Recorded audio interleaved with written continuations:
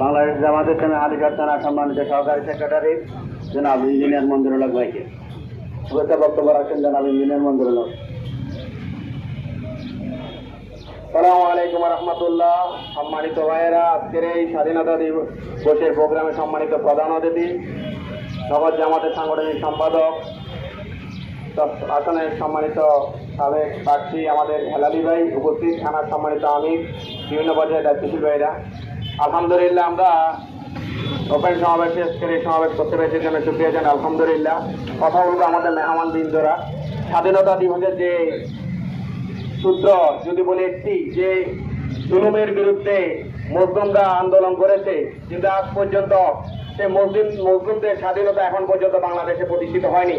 এই জন্য আমাদের সামনে যে ধরনের কর্মসূচিগুলো আসবে, জুলুমের বিরুদ্ধে ইনসাফের পক্ষে আমরা সকলে স্বাধীনতার যে ছাপ, সেটা যেন আগামীতে আমাদের প্রজন্মের জন্য রেখে যেতে পারি, এই সংগ্রামে সকলকে অংশগ্রহণ করার আহ্বান জানিয়ে আমার কথা শেষ করছি। আসসালামু আলাইকুম রহমতুল্লাহ। এ পর্যায়ে শুভেচ্ছা বক্তব্য রাখার জন্য অনুরোধ করছি বাংলাদেশ জামাত ইসলামী হালিশহর থানার সংগ্রামী নায়েবে আমির, বিশিষ্ট শিক্ষাবিদ, রামপুর ওয়ার্ডের সম্মানিত আমির জনাব ডক্টর সাদাত হোসেন ভাইকে বক্তব্য রাখছেন জনাব ডক্টর সাদাত হোসেন ভাই।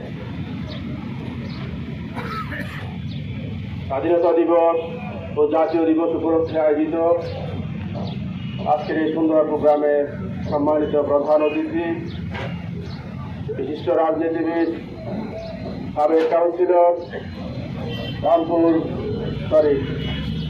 হালিশহর থানার সাবেক সংসদ সদস্য পদপ্রার্থী জনাব শামসুজ্জামান, চট্টগ্রাম 10 আসনের শামসুজ্জামান হেলালি ভাই, এবং আমাদের সামনে আরো উপস্থিত আছেন হালিশহর থানার সংগ্রামী আমির, বিশিষ্ট শিল্পপতি জনাব ফখরুজ্জামান সিরাজি সবুজ ভাই, বিভিন্ন পর্যায়ের দায়িত্বশীল ভাইয়েরা, আসসালামু আলাইকুম রহমতুল্লাহি ওয়া বারাকাতুহু।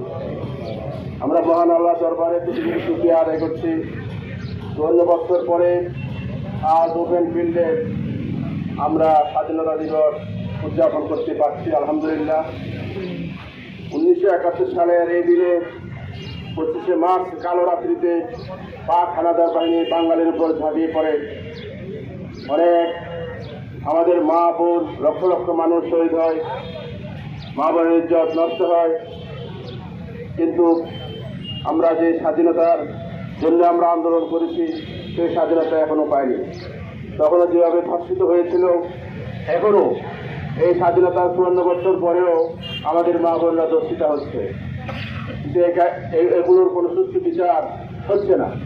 এজন্য আমাদের যে প্রকৃত স্বাধীনতা অর্জনের জন্য, প্রকৃত স্বাধীনতার স্বাদ উপভোগ করার জন্য আমাদেরকে আবারও আন্দোলন করতে হবে। প্রিয় ভাইয়েরা, আমরা জানি বাংলাদেশ একটি সুন্দর একটি দেশ। এই দেশকে যদি আমরা ভালো মানুষের হাতে তুলে দিতে পারি, ন্যায় ইনসাফ ভিত্তিক একটি সমাজ, একটি দেশ আমরা করতে পারি, তাহলেই সম্ভব বাংলাদেশ জামাত ইসলামের সাথে নেতৃত্ব দেওয়া, এছাড়া কোনো বিকল্প নেই। আসুন আমরা সকলেই, যে উদ্দেশ্যে দেশ স্বাধীন হয়েছিল, মানুষের মৌলিক অধিকার পূরণের জন্য, ভাত, কাপড়, বাসস্থান, শিক্ষা, চিকিৎসার, এগুলোর জন্য, সুতরাং এগুলোকে বাস্তবায়ন করার জন্য আমাদেরকে আবারও বাংলার এই জমিনে ঝাঁপিয়ে পড়তে হবে।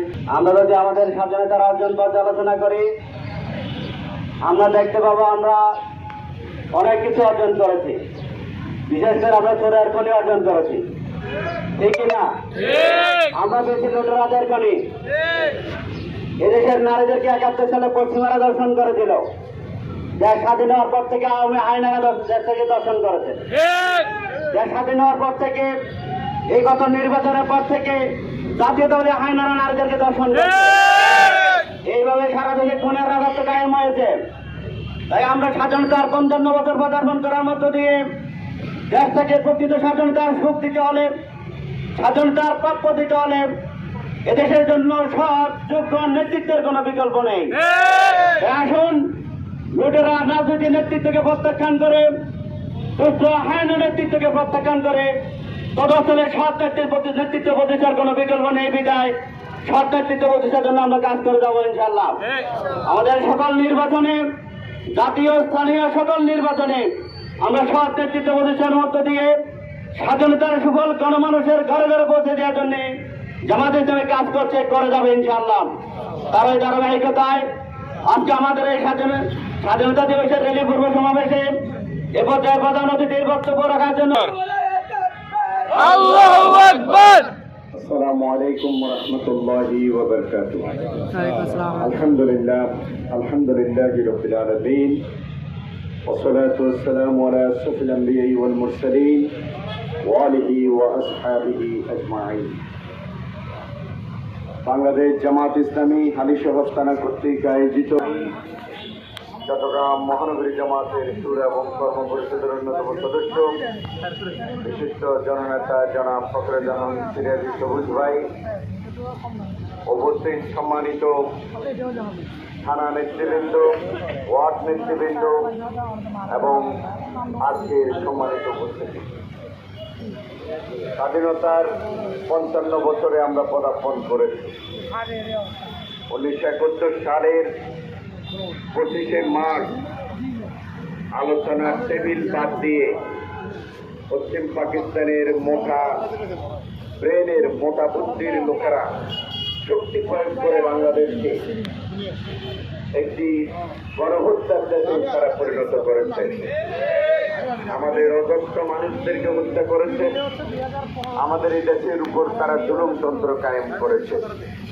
তার সুবাদে আমাদের পার্শ্ববর্তী প্রতিবেশী দেশ এটা সুযোগ গ্রহণ করে বাংলাদেশের স্বাধীনতার উপর নতুনভাবে আধিপত্যবাদ বিস্তার করেছে। পাকিস্তান আমাদেরকে শাসন করেছে, শোষণ করেছে ২৪ বছর। ভারত চাবিকাঠিগুলো প্রকাশ্য গোপনে তারা তাদের নিয়ন্ত্রণ প্রতিষ্ঠা করে।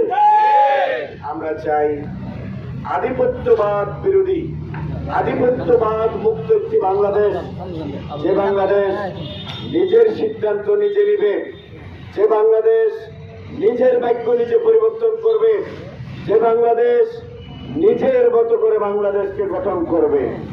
এরকম একটি বাংলাদেশ কি আপনারা চান?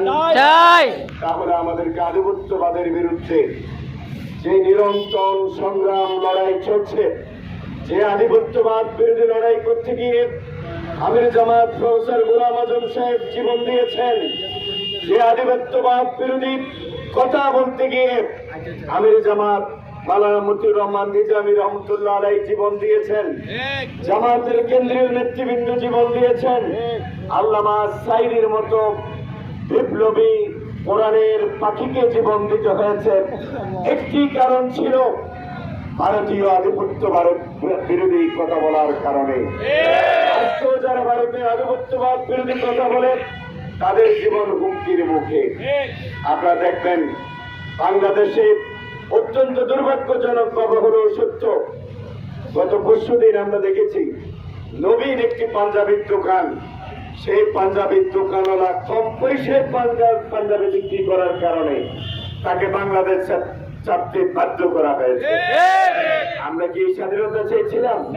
আমরা চেয়েছিলাম সেই স্বাধীনতা যেখানে কোনো শোষণ থাকবে না, জুলুম থাকবে না, অন্যায় থাকবে না, মত প্রকাশের স্বাধীনতা থাকবে, সেরকম একটি স্বাধীনতা আমরা চেয়েছিলাম। কিন্তু আমাদেরকে ভারতীয় আধিপত্যবাদের যেই শকুন আমাদেরকে ছিঁড়ে ছিঁড়ে আমাদের মানচিত্রকে কাছে সালানির লাশ পরে থাকে।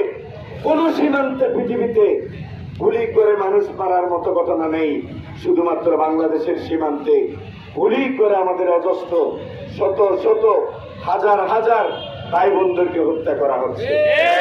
আমরা অবিলম্বে আমাদের প্রতিবেশী দেশকে বলবো, টিকা বানাইতে বানাইতে আমাদেরকে অনেক টিকা বানাইছেন, আর টিকা বানাইয়েন না।